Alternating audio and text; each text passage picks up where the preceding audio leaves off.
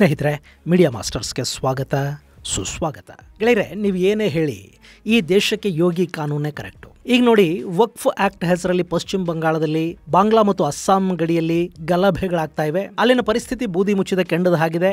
ಆ ಗಲಭೆಗಳ ಹಿಂದೆ ಬಾಂಗ್ಲಾದೇಶ ಹಾಗೂ ಇನ್ನಿತರ ಶಕ್ತಿಗಳ ಕೈವಾಡ ಇದೆ ಅಂತ ಇಂಟೆಲಿಜೆನ್ಸ್ ಮೂಲಗಳು ಹೇಳ್ತಾ ಇವೆ. ಪೊಲೀಸರು ಸ್ವಲ್ಪ ಕಠಿಣವಾಗಿ ವರ್ತಿಸಿದ್ರೆ ಅದನ್ನು ನಿಯಂತ್ರಿಸುವುದು ಕಷ್ಟ ಏನಾಗ್ತಿರ್ಲಿಲ್ಲ, ಆದರೆ ಅವರು ಕೂಡ ಕೈ ಚೆಲ್ಲಿದ್ದಾರೆ. ಇನ್ನು ಸುಪ್ರೀಂ ಕೋರ್ಟ್ ಕೇಂದ್ರ ಸರ್ಕಾರಕ್ಕೆ ಒಂದಷ್ಟು ದಿನ ಕಾಲಾವಕಾಶ ಕೊಟ್ಟಿದೆ. ಅಷ್ಟರಲ್ಲಿ ಒಂದಷ್ಟು ಪ್ರಶ್ನೆಗಳಿಗೆ ಉತ್ತರ ಹುಡುಕಿ ಅಂತ ಹೇಳಿದೆ. ಜೊತೆಗೆ ಗಲಭೆಗಳ ಬಗ್ಗೆ ಆತಂಕವನ್ನು ವ್ಯಕ್ತಪಡಿಸ್ತಾ ಹೊಸ ಆಕ್ಟಿನ ಒಂದೆರಡು ಕಾನೂನುಗಳಿಗೆ ತಾತ್ಕಾಲಿಕ ತಡೆಯಾಜ್ಞೆಯನ್ನು ಕೊಟ್ಟಿದೆ. ಮತ್ತೊಂದು ಕಡೆ ಉತ್ತರ ಪ್ರದೇಶದಿಂದ ಒಂದು ಮಹತ್ವದ ಮಾಹಿತಿ ಹೊರಬಿದ್ದಿದೆ. ಸರ್ಕಾರಿ ಜಮೀನೊಂದನ್ನ ವಕ್ಫ್ ಭೂಮಿ ಅಂತ ಹೇಳಿ ಅತಿಕ್ರಮಿಸಿದ್ದ ಪ್ರಕರಣದಲ್ಲಿ ಜಿಲ್ಲಾಡಳಿತ 58 ಎಕರೆಯಷ್ಟು ಭೂಮಿಯನ್ನ ಮರಳಿ ಸರ್ಕಾರದ ವಶಕ್ಕೆ ಪಡೆದಿದೆ. ಈ ಮೂಲಕ ಸರ್ಕಾರಿ ಜಮೀನಿನಲ್ಲಿ 1 ಇಂಚು ಭೂಮಿಯನ್ನು ಕೂಡ ನಾವು ಯಾರಿಗೂ ಬಿಟ್ಟುಕೊಡೋದಕ್ಕೆ ಸಾಧ್ಯವೇ ಇಲ್ಲ ಅನ್ನೋ ಸಂದೇಶವನ್ನ ಅಲ್ಲಿನ ಸರ್ಕಾರ ಕೊಡ್ತಾ ಇದೆ. ಹಾಗೆ ವಕ್ಫ್ ಅನ್ನೋದು ದೇಶದಾದ್ಯಂತ ಅದೆಷ್ಟು ಸರ್ಕಾರಿ ಆಸ್ತಿಗಳನ್ನ ಕಬಳಿಸಿಕೊಂಡು ಕೂತಿದೆ ಅನ್ನೋ ಅನುಮಾನ ಕೂಡ ಇಲ್ಲಿ ಕಾಡ್ತಾ ಇದೆ. ಹಾಗಾದ್ರೆ ಏನಿದು ವಕ್ಫ್ ವಿವಾದ? ಉತ್ತರ ಪ್ರದೇಶದಲ್ಲಿ ನಡೆದಿರುವ ಆ ಘಟನೆಯ ಹಿನ್ನೆಲೆ ಏನು ಅನ್ನೋದರ ಬಗ್ಗೆ ಒಂದಷ್ಟು ಮಾಹಿತಿಯನ್ನ ನಾವಿಲ್ಲಿ ನೋಡೋಣ.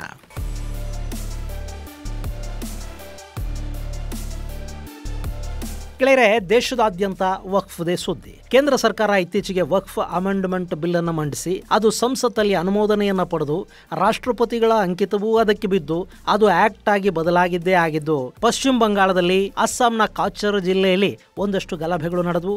ಅದರಲ್ಲೂ ಪಶ್ಚಿಮ ಬಂಗಾಳದ ಮುರ್ಷಿದಾಬಾದ್ ಗಲಭೆಗಳ ಬಗ್ಗೆ ಸುಪ್ರೀಂ ಕೋರ್ಟ್ ಕೂಡ ಕಳವಳವನ್ನು ವ್ಯಕ್ತಪಡಿಸಿದೆ. ಮತ್ತೊಂದು ಕಡೆ ತಮಿಳುನಾಡಲ್ಲಿ ವಕ್ಫ್ ಕಿರಿಕ್ ಶುರುವಾಗಿದ್ದು ಅಲ್ಲಿನ ದರ್ಗಾ ಒಂದು ಊರನ್ನೇ ವಕ್ಫ್ ಭೂಮಿ ಅಂತ ಹೇಳ್ಕೊಂಡಿದೆ. ಹೀಗಿರುವಾಗಲೇ ಉತ್ತರ ಪ್ರದೇಶದಿಂದ ಸುದ್ದಿಯೊಂದು ಹೊರಬಿದ್ದಿದೆ.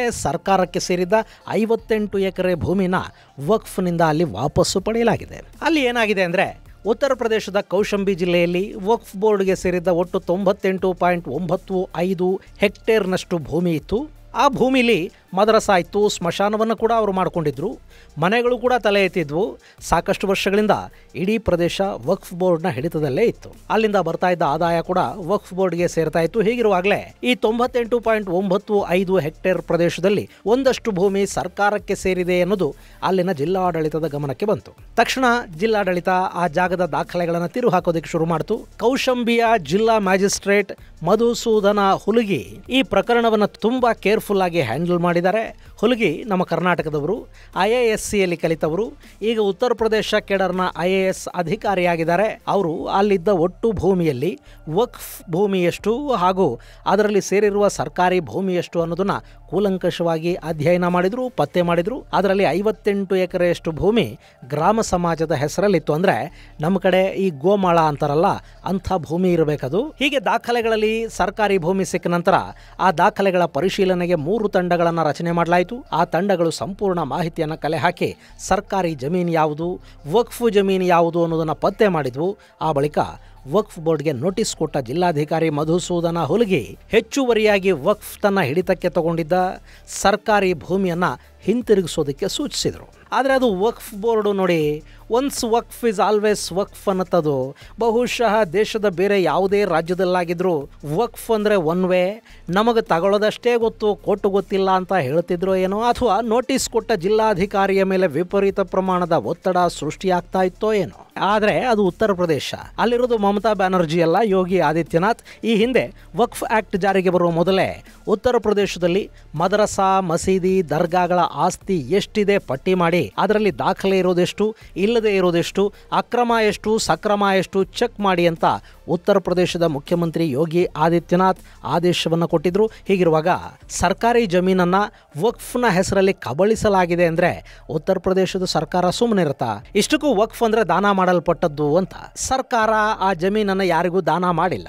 ಹಾಗೇ ಅದನ್ನು ಆಕ್ರಮಿಸಿಕೊಂಡ್ರೆ ಅದು ಹಲಾಲ್ ಆಗೋದಿಲ್ಲ, ಹರಾಮ್ ಅನ್ನಿಸ್ಕೊಳ್ಳುತ್ತೆ. ಇಸ್ಲಾಮಿಗೆ, ಮೊಹಮ್ಮದನ್ ಲಾಗೆ ಅದು ವಿರುದ್ಧ.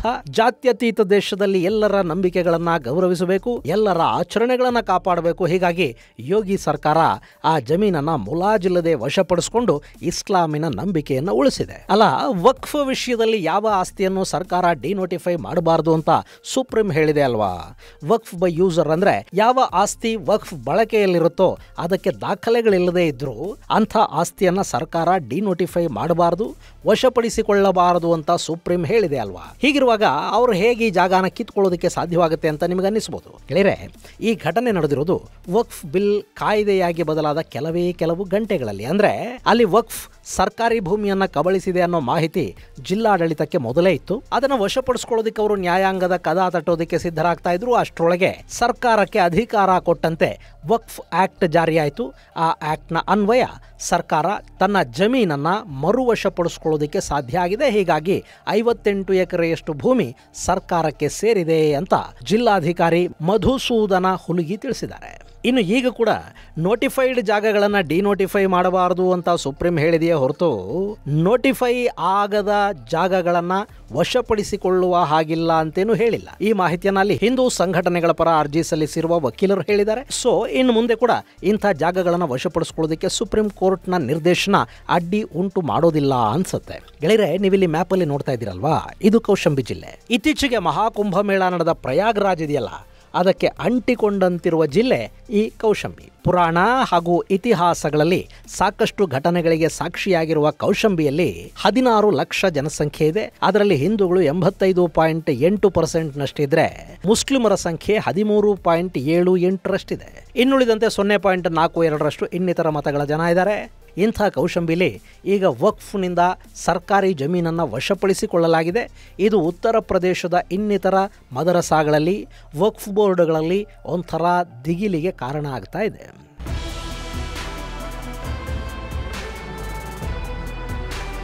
ಸ್ನೇಹಿತರೆ, ಉತ್ತರ ಪ್ರದೇಶದಲ್ಲಿ ಸರ್ಕಾರ ಮತ್ತು ವಕ್ಫ್ ನಡುವಿನ ಸಂಘರ್ಷ ತುಂಬಾ ವರ್ಷಗಳಿಂದ ನಡೀತಾ ಇದೆ. ಅದರಲ್ಲೂ ಅಲ್ಲಿ ಒಟ್ಟು 24,000 ಮದರಸಾಗಳಿವೆ ಅನ್ನೋ ಅಂಕಿಅಂಶವನ್ನು ಸರ್ಕಾರ ಬಿಡುಗಡೆ ಮಾಡಿತ್ತು. ಆ 24,000 ಮದರಸಾಗಳ ಪೈಕಿ 16,000 ಸ್ಥಳೀಯ ಪ್ರಾಧಿಕಾರಗಳಿಂದ ಅನುಮತಿಯನ್ನು ಪಡೆದು ಅಧಿಕೃತವಾಗಿ ನಡೀತಾ ಇವೆ. ಇನ್ನುಳಿದ 8,000 ಮದರಸಾಗಳಿಗೆ ಯಾವುದೇ ದಾಖಲೆಗಳಿರಲಿಲ್ಲ. ಹೀಗಾಗಿ 2023ರಲ್ಲೇ ಯೋಗಿ ಆದಿತ್ಯನಾಥ್ ಈ ಬಗ್ಗೆ ಮಾತನಾಡಿದ್ರು. ದಾಖಲೆ ಕೊಡಿ, ಇಲ್ಲದೇ ಇದ್ರೆ ಪ್ರತಿ ದಿನಕ್ಕೆ 10,000 ಬಾಡಿಗೆ ಕೊಡಿ ಅಂತ ಯೋಗಿ ಹೇಳಿದ್ರು. ಅದಲ್ಲದೆ ಉತ್ತರ ಪ್ರದೇಶದ ಒಟ್ಟು ಮದರಸಾಗಳ ಪೈಕಿ 4,000 ಮದರಸಾಗಳ ಮೇಲೆ ನಾನಾ ಕಾರಣದಿಂದ ಸರ್ಕಾರ ಹದ್ದಿನ ಕಣ್ಣನ್ನಿಟ್ಟಿತ್ತು.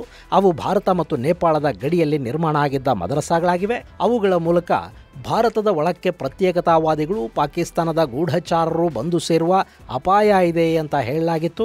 ಈ ಎಲ್ಲ ಕಾರಣಗಳಿಂದ ಅಧಿಕೃತ ಮತ್ತು ಅನಧಿಕೃತ ಮದರಸಾಗಳಿಗೆ ಎಚ್ಚರಿಕೆಯನ್ನು ಕೂಡ ಕೊಡಲಾಗಿತ್ತು. ಇದು ಉತ್ತರ ಪ್ರದೇಶದಲ್ಲಿ ಸಾಕಷ್ಟು ವಿವಾದಕ್ಕೂ ಕಾರಣ ಆಯಿತು. ಇನ್ನು 2024ರ ಹೊತ್ತಿಗೆ ಯೋಗಿ ಸರ್ಕಾರದ ಈ ಆದೇಶದ ವಿರುದ್ಧ ಮದರಸಾಗಳ ಮುಖ್ಯಸ್ಥರು ಸುಪ್ರೀಂ ಕೋರ್ಟ್ನ ಕದ ತಟ್ಟಿದ್ರು.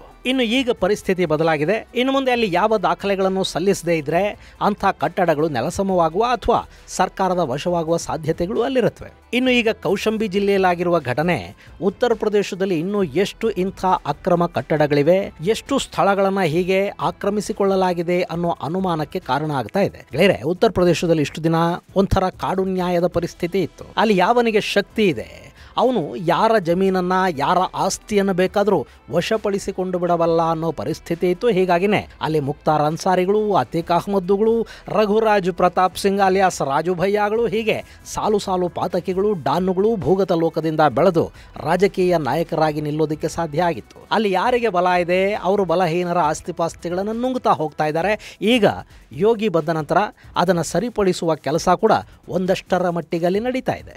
ಇನ್ನು ಈ ವಕ್ಫ್ ಬೋರ್ಡ್ ಇದೆಯಲ್ಲ, ಇದು ದೇಶದಲ್ಲಿ ಅತಿ ಹೆಚ್ಚು ಭೂಮಿಯನ್ನು ಹೊಂದಿರುವಂತಹ ಸಂಸ್ಥೆಗಳ ಪೈಕಿ ಒಂದು. ಆದರೆ ಉತ್ತರ ಪ್ರದೇಶದ ಘಟನೆಯನ್ನು ನೋಡಿದರೆ ವಕ್ಫ್ ಬೋರ್ಡ್ ಅಲ್ಲಿ ಇಂಥ ಅನಧಿಕೃತ ಆಸ್ತಿಗಳು ಎಷ್ಟೆಲ್ಲ ಇವೆ ಅನ್ನೋ ಅನುಮಾನ ಅಂತೂ ಹುಟ್ಟುತ್ತೆ. ಮೊನ್ನೆ ಅಭಿಷೇಕ್ ಮನು ಸಿಂಘ್ವಿ ಅವರು ಹೇಳಿರೋ ಹಾಗೆ ವಕ್ಫ್ನ ಸುಮಾರು 8 ಲಕ್ಷ ಆಸ್ತಿಗಳ ಪೈಕಿ ಸುಮಾರು 4 ಲಕ್ಷಕ್ಕೂ ಹೆಚ್ಚು ಆಸ್ತಿಗಳು ಬೈ ಯೂಸರ್, ಅಂದರೆ ಬಳಕೆಯಲ್ಲಿರುವ ದಾಖಲೆಗಳಿಲ್ಲದ ಆಸ್ತಿಗಳಂತೆ. ಅದರಲ್ಲಿ ಪುರಾತನ ಕಾಲದಿಂದಲೂ ವಕ್ಫ್ ಅನುಭವಿಸ್ತಾ ಬರ್ತಾ ಇರೋ ಆಸ್ತಿಗಳು ಯಾವುವು, ಇತ್ತೀಚೆಗೆ ಅವರು ವಶಪಡಿಸಿಕೊಂಡ ಆಕ್ರಮಿಸಿಕೊಂಡ ಆಸ್ತಿಗಳು ಯಾವುವು, ಲೆಕ್ಕ ತೆಗೆಯೋದಕ್ಕೆ ತುಂಬಾನೇ ಕೆಲಸ ಮಾಡಬೇಕಾಗತ್ತೆ. ಇನ್ನು ಸದ್ಯಕ್ಕೆ ಯಾವುದೇ ಜಮೀನನ್ನ ಸರ್ಕಾರ ಡಿನೋಟಿಫೈ ಮಾಡೋ ಹಾಗಿಲ್ಲ ಅಂತ ಸುಪ್ರೀಂ ಕೋರ್ಟ್ ಹೇಳಿದೆ. ಅದು ವಕ್ಫ್ಗೆ ಮೊದಲ ಹಂತದಲ್ಲಿ ಸಿಕ್ಕಿರುವ ಅತಿ ದೊಡ್ಡ ರಿಲೀಫ್ ಅಂದರೆ ತಪ್ಪಾಗೋದಿಲ್ಲ. ಆದರೆ ಈ ಇಮ್ಯುನಿಟಿ ಎಷ್ಟು ದಿನ ಇರುತ್ತೆ, ಆಮೇಲೆ ಸರ್ಕಾರಗಳು ಏನು ಮಾಡುತ್ತವೆ ಅನ್ನೋದನ್ನು ಕಾದು ನೋಡಬೇಕು.